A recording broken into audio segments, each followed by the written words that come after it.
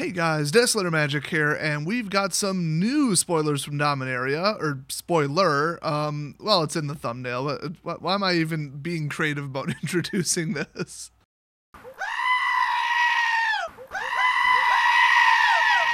But first, let's jump into the article that they wrote about the leak. They made a change on something that they said they were going to do, and they released something very interesting, actually a release date move. So there's a lot here. Let's jump right in.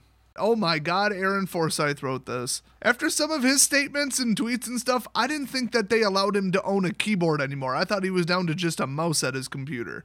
Anyway, he wrote, last week we had an unfortunate leak of information relating to Dominaria. Let me stop you right there, Aaron. Since they will not comment on this for some damn reason until Mark Rosewater leaks it on his blog a week from now probably, the word on the street is that either Wizards themselves or like a volunteer that's really high up in the judge organization or the Chinese language localization team, one of the three, was supposed to upload like the rules summary and initial rulings, which is, the document that got leaked, for Masters 25 because it was about to come out and people are going to do drafts. It makes sense. They're going to have tournaments. People need to know the cards and the rules, which, I mean, that seems odd considering it's 100% reprints. But I guess it's nice to take all the established, already existing rulings, because none of them are new cards, and just put them all in one place. And instead of uploading the Masters 25 giant Word document thing, they uploaded the Dominaria one. Okay, I bet you could think of like the 50 different ways that you could prevent this. Like have a folder called Top Secret, or Do Not Release Yet, and then have one called Release This. And then every morning, like every Word document could be date stamped, and you could be like, do not release until April 4th for like the April 29th set. And then just like move it and be like, oh, we got to post that today. Like you're not going to accidentally upload something from a folder called Do Not Upload or Classified or Top Secret. I mean, those mistakes are so avoidable. Just double check the thing. But I mean, if these people they handle translation services for multiple different companies, then what do they care about some arbitrary date for something? They probably don't even know what Magic is. I mean, it's like, what do they care? So I think they need to really say, hey, stop leaking information or one, we'll fire you, as our translation localization contractor or whatever judge coordinator, whoever leaked this. And two, just provide them a system that's don't upload this before this date. Make it just blatantly clear at the most basic level. Now, of course, I'm making all these, suggestions and comments without knowing really a whole lot about their, content management system and who they hired and how they do the work. But I have at least rumors and some grasp on how it would be done typically. But I mean, just tell them, stop doing this. This is important. This is the most important thing is do not release this information early. Don't do it. We'll be really mad if you do it. Don't do it. That's really all the more complicated it has to be. But anyway, remember, I used to work in data security, so yeah. Okay, so that's what we need to know about the leak. So from what I've heard, it was just somebody just outright uploading the wrong document and sending it to the wrong people or whatever. Just careless, who cares, rush, whoops. I mean, that's basically what I heard. Anyway, it was a lot information. Not it was a lot of information. He literally wrote, it was a lot information. And in response, we released a statement that outlined a bit about what happened and how we'd be handling preview content moving forward. Funny enough, they didn't say anything about we're going to take steps to prevent this in the future. That nothing even vaguely suggesting that was anywhere in there. So given the last 4 years, expect more of the same. Oh, get this. The very next sentence is, however, after some careful thought and feedback from the community, we're going to go a slightly different direction than previously stated. Oh, God. They're going to try to put the hype train back on the tracks, guys. Okay, it says, after we posted Blake's message, which I could have sworn was from somebody else, the response was immediate and kind of surprising. Many people were excited about how great the set looks. That's true. It does look pretty good. I mean, with a couple exceptions, it looks pretty darn sweet. Let's see. We heard an equally loud contingent who were saddened by the information and were trying to avoid the release notes cards until full official images were shown. I get that. I mean, some people, I think they're reading too much into this. Some people are just like, oh, I don't want to know about it yet because this is terrible and leaks are awful and the people who do them are bad. But this wasn't like, oh, I'm not supposed to take a cell phone picture of this product that they sent me early for God knows what reason. you know, oh, somebody stole a full uncut sheet from the printing facility. Wizards can't do anything about it. This is either a Wizards employee, a judge, or somebody Wizards hired. Those are the only three possibilities I've even heard proposed. So, oh no, poor them. They literally did it to themselves. You don't go, oh, poor them when somebody like shoots themselves in the leg. I mean, Plaxico Burress, anybody? Just about a grand total of nobody felt bad about Plaxico Burress shooting himself in his sweatpants because he had an unsecured weapon with the safety off. Oh my God. I love this next part. He's like, oh, well, for many people, myself included, preview season is exciting, and no matter what leaks might happen, it doesn't officially start for them until the first card appears on Daily MTG at an event or on a stream. Really? Because I'd say, boy, hard to say, but probably more than 50% of the time. So it's actually the norm at this point. Something leaks ahead of time. It's probably because you pick like 100 members of the community and send them a card like 3 weeks ahead of time. That might have something to do with it. And then a couple of them upload them early. I heard that's the rumor about the Phyrexian and Murder leak. Obliterator, that was. It showed up really early and somebody's like, oh, I got this one as a promo. As if they wouldn't know who that was. That's just the rumor, by the way. Otherwise, nobody has any idea how just a digital copy of that just went out. I mean, who would leak it? Wizards themselves? Doesn't make sense. But in this case, this wasn't them sending the stuff to somebody like way too far ahead of time, although arguably it kind of was. This was just somebody making a mistake and not doing their job properly, not double checking stuff. So it's like it's different every time, but it's still kind of the same every time because pretty much at least every other set release, something gets leaked. Like to the point where people are starting to wonder if some of them are Wizards themselves, just sitting there with a, Mark Roser sitting there with a damn, cheap ass smartphone and just like take some garbage 2 megapixel picture and then like randomly dumping it to somebody's Twitter or something. So for me personally, spoiler season starts when either it's supposed to start or somebody leaks some crap. So little correction there in my opinion based on past history. Anyway, he goes on to say, so we regrouped, recognized that we could still preserve the experience for those fans by slowing our roll and going back to something more like normal preview timelines. Here's where the logic falls apart. If they're going to ignore, like MythicSpoiler.com and MTG Salvation, all the places posting all this, then they could also ignore here's the early spoilers. Like, they could just not click on that article either. So why not continue releasing articles? I don't blame them, but I also kind of am not really feeling this whole let's pretend it didn't happen thing. I mean, unless it's also paired with let's do something about this in the future. I'm sure they're not actually doing nothing. It just appears like it. I'm sure they told whoever was responsible, hey, can you not do this in the future? But until they like actually implement like an actual like we give a crap about security system at a basic level or a slightly more than basic level, because they probably have a basic level. I just don't. I don't think this is going to stop. I don't think this is the last spoiler we're going to see early. So get ready for some cringe. You ready for this? In the past, we've tried 2 different ways of dealing with leaks. Full speed ahead or pretend it didn't happen. Oh my God, they actually used the phrase. You guys think I'm kidding? Go read it. Okay, we've certainly learned that pretending it didn't happen doesn't work. Really? Welcome to the internet. But we've also heard the feedback that the full speed ahead approach is too much for many fans who enjoyed unwrapping a new set and a new, and then in parentheses, old world, bit by bit. This is especially true for a set so many are holding dear to their hearts already. I've got a recommendation. Don't send these documents to the judges ahead of time until it's spoiler time. Just give them like 1 week to learn all the cards, all the spoilers, or just say screw it. Wait until like retail release date, and then it's just an absolute free for all at like the SGC Stargate Command Open or whoever, I forgot their name.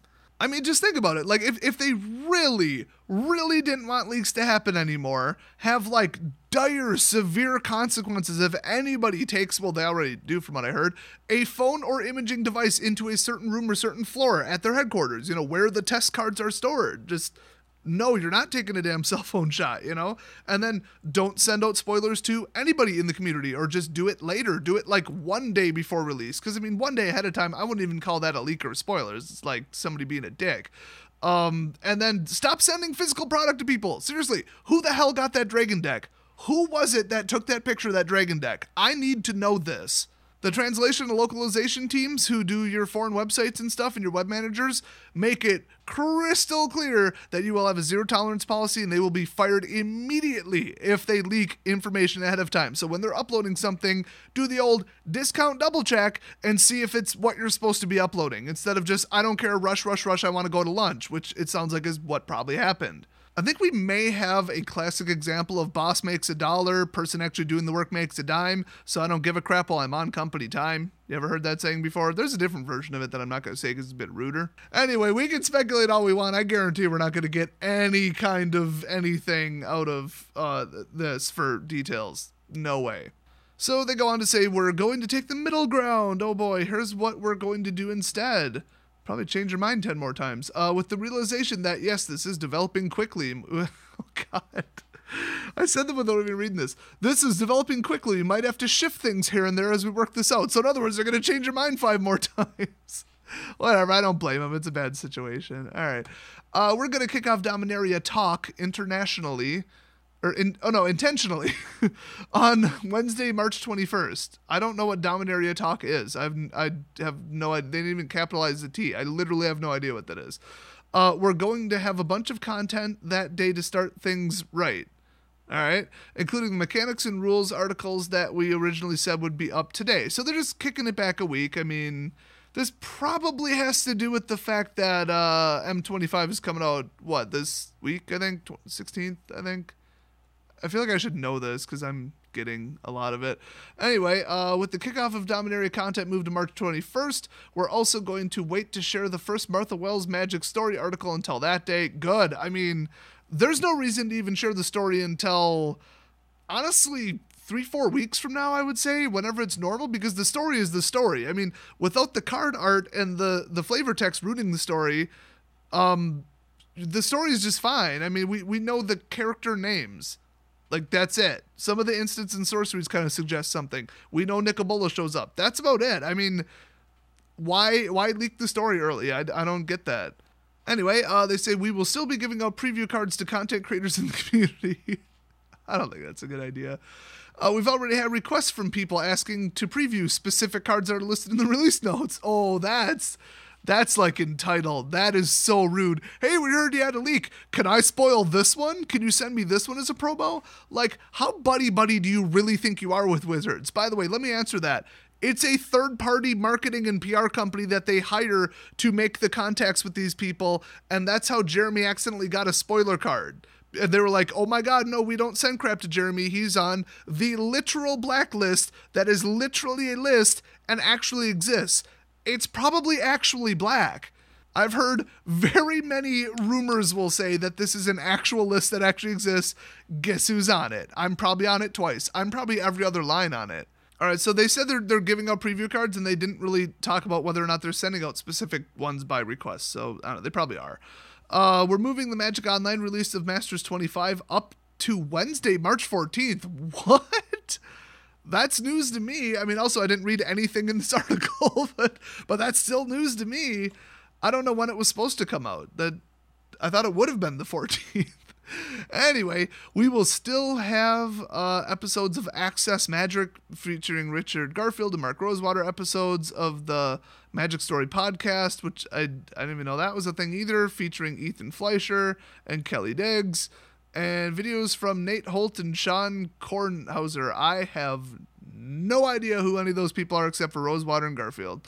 All right, let's see. It's probably just some cringy frickin' pandering, oh, Wizards is so great, pat each other on the back and collect your money, just bullshit. So it's probably like the Command Zone, basically, or anything with that Wong guy. Anyway, our confidence in this plan is rooted in the belief that Dominaria is so good. That's how they wrote it. I'm reading it verbatim. Fans have already reacted very positively to it, and we expect the reaction to the art, flavor, text, and the look of the cards to go over just as well, if not better. That's where you're wrong. Perhaps you saw the thumbnail. I'm sure some of you were looking forward to the floodgates being thrown open this morning. No, I had really other things to do. I gotta schedule a car repair, get my bike fixed so I can take my bike to the car repair. A little bit of tax stuff, follow up. I really couldn't care less. And I'm me. I mean, look at the size of my channel. If I don't give a shit, you should be worried, Wizards. But then again, it's me after all, so maybe you shouldn't be worried. Even I'm on the fence about that one. So they said, okay, since some of you were expecting like a bunch of crap, here, have like one thing. So he says, I'll leave you with one last bit of preview content before we return to our regularly scheduled programming, which actually is a relevant term. That's actually kind of funny. For a few more days. Well, you're actually just pushing it back. You're not really doing anything for a few more days. Anyway, here's a Saga card. Here it is, everybody. The most innovative mechanic in Dominaria in all its mind-blowing glory. Dude, innovative? There's literally other permanents that use lore counters and do something really similar, like Scroll of the Masters. There you go. That's one that I just pulled out of my memory. Didn't even have to look. I've played that card. That was more like get to a target and then do it. But I mean, they've had level up cards, and then they've had lore counter cards, and they've had charge counter cards. They've had quests counter cards. I mean, it's not really innovative at all. It's pretty much just recycling. But see, that's fine. Like, I like Strive. I like Kicker. I like Multi-Kicker. And I liked Overload. I mean, it's basically the same thing over and over and over, but I liked it, so keep doing it. So, and I like these. I like the Saga cards. I think they're wonderful. So, I mean, but calling it innovative, that's really patting yourself on the back for something you didn't really do.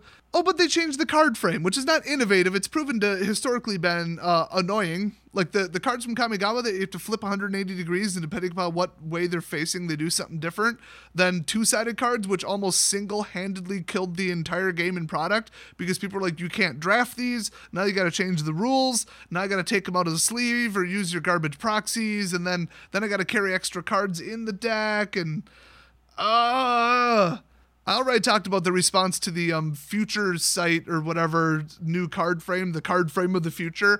Everybody hated that. Everybody.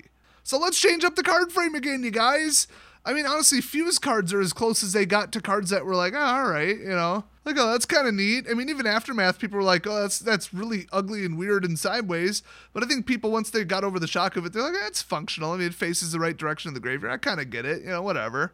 But this is like... This was necessary. That's all I'm going to say. It's functional and necessary, and it doesn't really change anything other than you look at it and you can't immediately be like, oh, that's a Magic card, you know? They kind of shrunk the unnecessary parts of the card frame. They left, you know, the number, the artist, the, you know, whatever. The set symbol is still there. The subtype bar is on the bottom where it should be. The name is still there. The cost is still there. It's just, how would you fit this much text in a normal text box without making it like half the size and then just, giant artwork? So what they did is, since it's text in a row and it's sequential, and most people in really any country go top to bottom. I mean, you know, left to right, right to left is debatable, but top to bottom is pretty universal.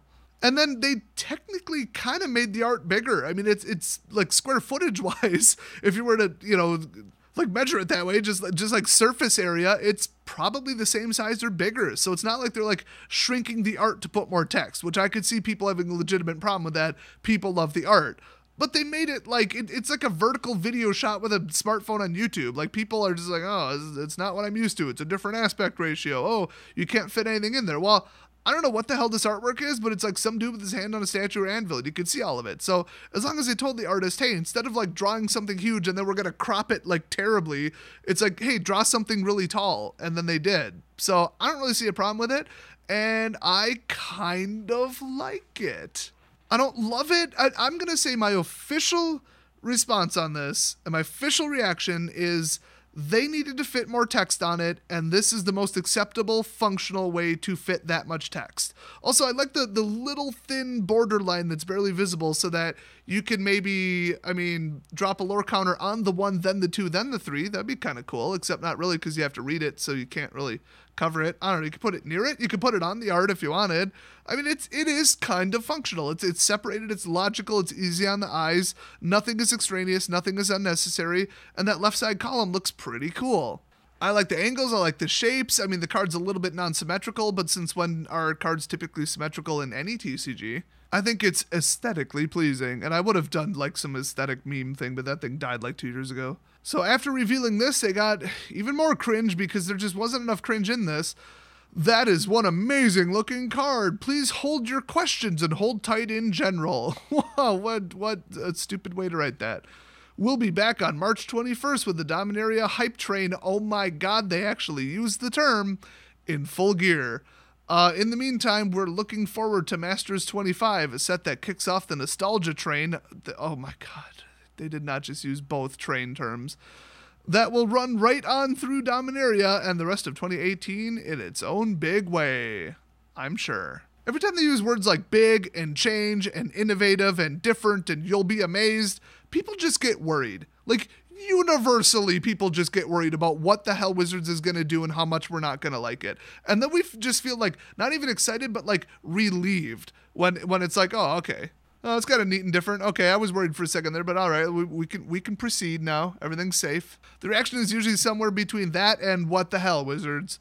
I can't get over the fact that they themselves called it the hype train. I've never heard of anybody using the term hype train except as like a derogatory, like super negative connotation. Like, oh, they try and get this stupid hype train going. Oh, trickle marketing hype train. Oh, they're, members of the community are advertising for them for free with their community spoilers to boost the hype train. I don't think I've ever heard somebody who's like, yeah, hype train, woo. Like, it's always negative, and then they were just like, yeah, Dominaria hype train, woo, Aaron Forsyth. And then nostalgia train, where they're just like, oh, throwback, we're taking it throwback and shoving it in your face. Well, spoiler alert, I've only been playing for 4 years, so unless you're going to throw back to, like, Ravnica, which actually they did, and I kind of got excited about that, I don't care. I mean, I was literally like, Teferi, Joyra, who the hell are they? I don't know who they are. I don't know what they did. Let's go look at the wiki. Oh, halfway through the wiki, oh, customer phone call. Oh, well, I'll do this later. Like, that's the level of excitement where it's like homework for me to research what the hell's going on. It's like playing Modern Warfare 3 without playing 1 and 2 and then going through the story campaign mode. You're just like, who are these people and why should I care? What are they doing? What are any of us doing here? Who even are we? What is this game trying to do? I don't get it. See, this is why I picked up The Witcher 1. I'm moving my way up. So what do you guys think of the card frame? Is it ugly? Is it bad? Is it good? Do you like it? Are you just like, whoa, shocking, but now you're kind of like settled over it because, everybody hates change. They hate differences. They like things to be consistent and like readable and just the same. I mean, even I really like patterns. I do not like things changing. But they wanted to put more text and more stuff on a card, and this is how you do it. I mean, okay, cool. Now I have a logical reason, and now let's take a fresh look at it. Yeah, okay, this seems like a way to do it. And just aesthetically, like, besides just function, you just take one quick look at it for 1 second, and you're like, yeah, it looks all right. So to me, it looks cool, but let me know what you guys think, and I will see you next video.